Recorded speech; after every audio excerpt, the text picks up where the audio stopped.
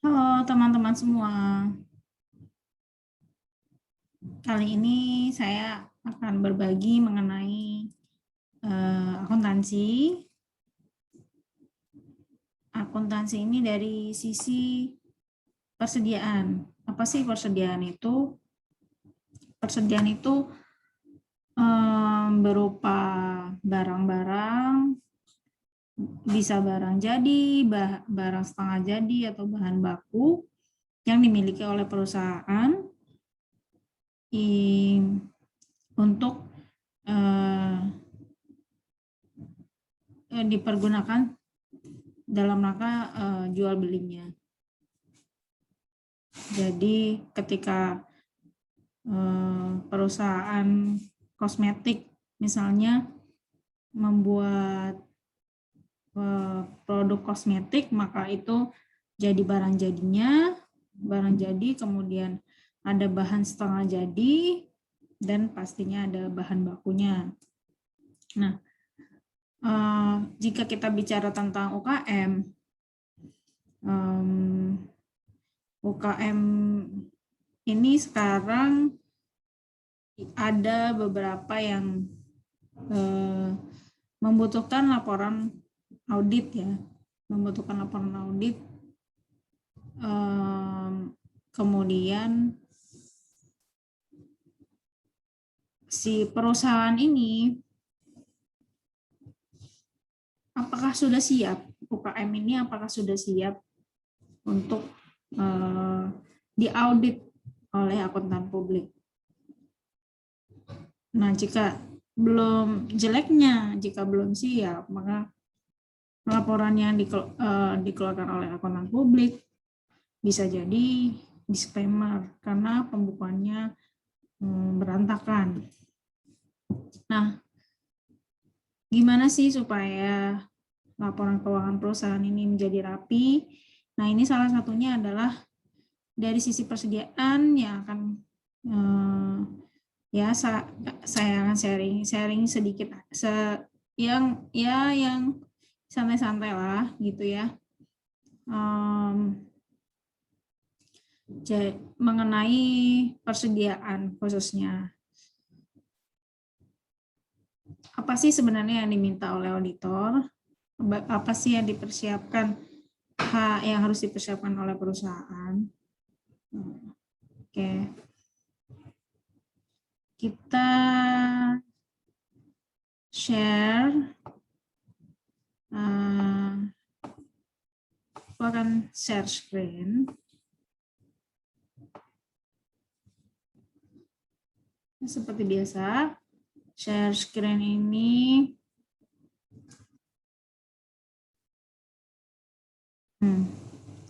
Oke. Jadi misalnya ada sebuah PT.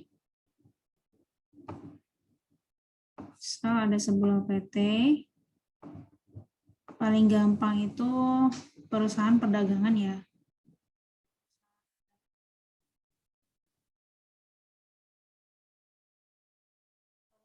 Perdagangan ini punya produk hanya barang jadi. Barang jadi yang akan dijual kembali ke customer. Oke. Barang jadi ini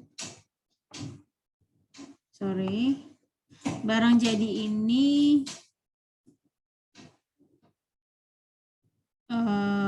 biasanya perusahaan akan menyimpannya di gudang.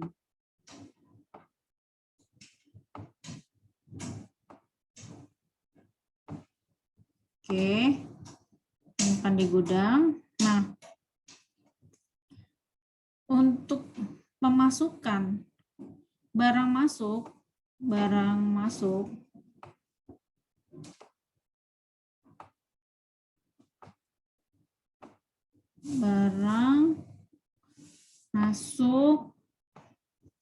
in dan out-nya pasti kan ada apa istilahnya ada petugasnya untuk mencatat barang masuk dan barang keluar. Itu dengan catatan perusahaan sudah istilahnya sudah punya petugas yang lengkap. Jadi dia punya resource untuk menyediakan ini. Petugas menerima barang, kemudian mengeluarkan barang, itu petugasnya berbeda. Itu yang memang paling ideal. Tapi pada kenyataannya di lapangan, perusahaan bisa jadi punya satu orang saja yang bekerja sebagai penerima barang atau petugas pengeluaran barang. Nah, ini biasanya kan ada laporan penerimaan barang, laporan terima barang, kemudian ada laporan keluar barang, laporan keluar barang. Dari sini akan dibuat kartu stok. Dari sini bukan akan dibuat, dari sini laporan terima barang ini itu asalnya dari kartu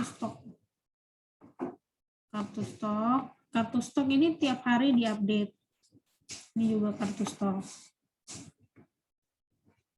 Nah, kemudian dari kartu stok ini tiap tahun akan diselenggarakan namanya stok opnam. Stok opnam. Nah,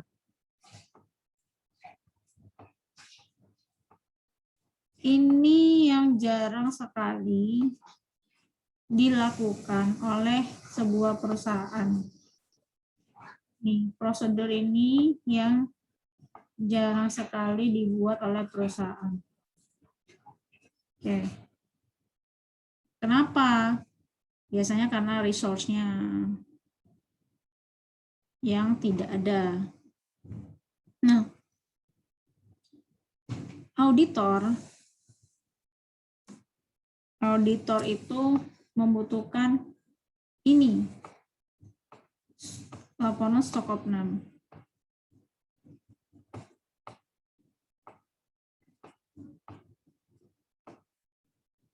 Auditor membutuhkan ini. Nah, dalam permintaan datanya, mereka akan minta laporan stok opnam per 31 Desember 2000, misalnya 2020. Kemudian, mereka akan melakukan tes di satu waktu, di cut off misalnya pada tanggal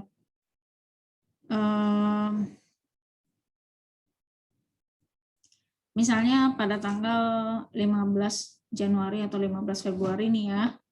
15 Februari mereka biasanya melakukan tinjauan ke lapangan.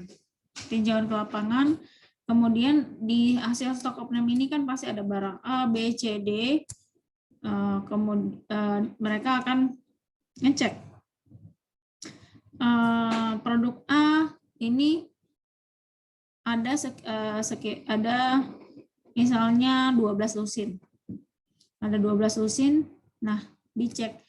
Ayo, saya mau lihat produk A. Ada berapa kuantitinya. Oke, diajak oleh petugas gudangnya. Kemudian setelah petugas gudang menghitung atau asistennya menghitung, maka akan dapatkan nominalnya misalnya 12 lusin. Atau ya kalau misalnya kita bilang 12 lusin, oke, berarti sama ya, masih sama, berarti tidak ada penjualan pembelian dari tanggal semenjak dari tanggal 31 Desember 2020 sampai 15 Februari. Itu tidak ada penjualan berarti, atau tidak ada pembelian juga. Nah, misalnya produk C. Produk C ini misalkan di stok opnamnya per 31 Desember itu 12 lusin. Ternyata pas 15 Februari hanya ada sekitar 11 lusin. Apakah itu artinya produk itu selama 31 Desember, dari 31 Desember sampai 15 Februari terjual hanya 1 lusin? Belum tentu, karena di situ ada pembelian dan ada juga penjualan.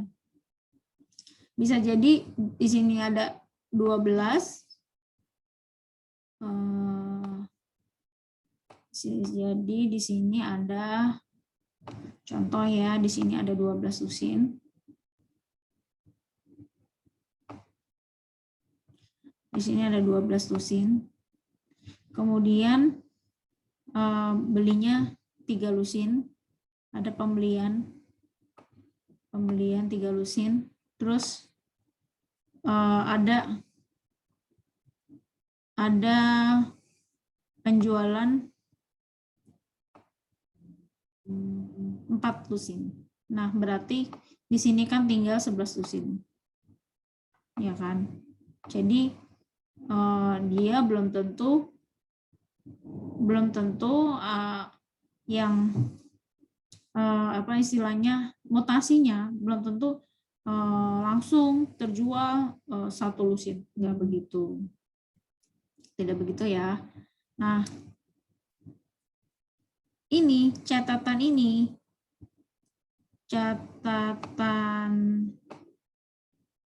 ini diperoleh dari yang namanya istilahnya mutasi persediaan.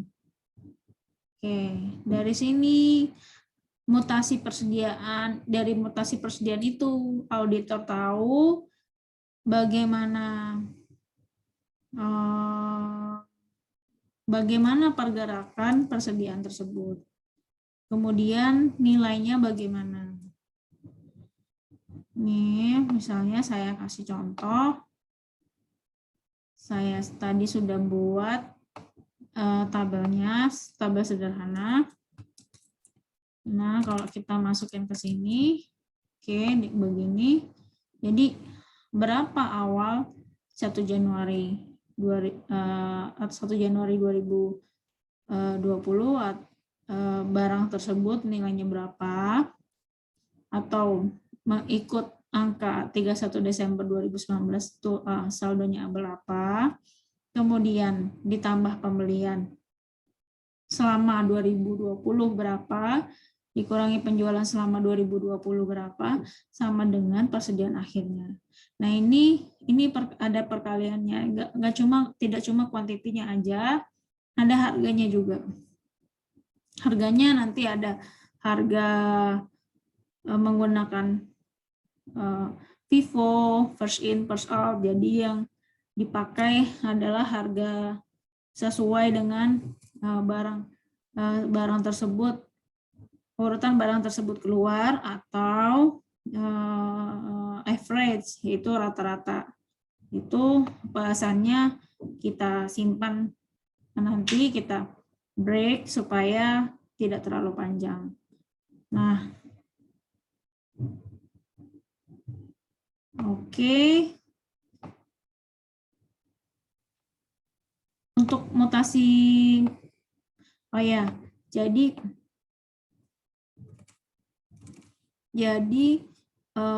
seperti itu alurnya.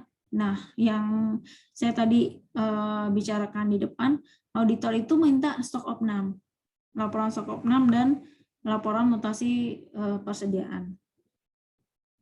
Dari situ auditor akhirnya bisa memutuskan apakah akun ini nominalnya wajar atau tidak. Begitu. Ini hanya dari satu akun saja, yaitu persediaan. Nah, demikian sharing kali ini. Jika ada pertanyaan bisa eh,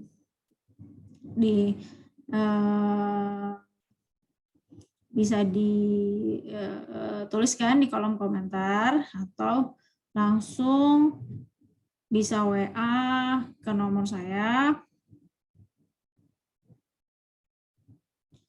di nomor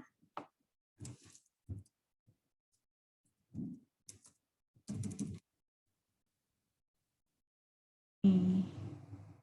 Sebentar.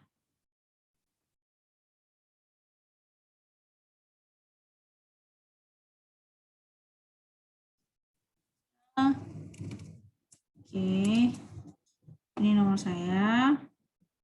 Jadi kita bisa diskusi lebih lanjut mengenai ini. Atau ada yang bisa ada yang bisa saling bantu, ada yang bisa saya bantu. Jika saya bisa, saya bantu. Demikian sharing kali ini. Terima kasih atas perhatiannya.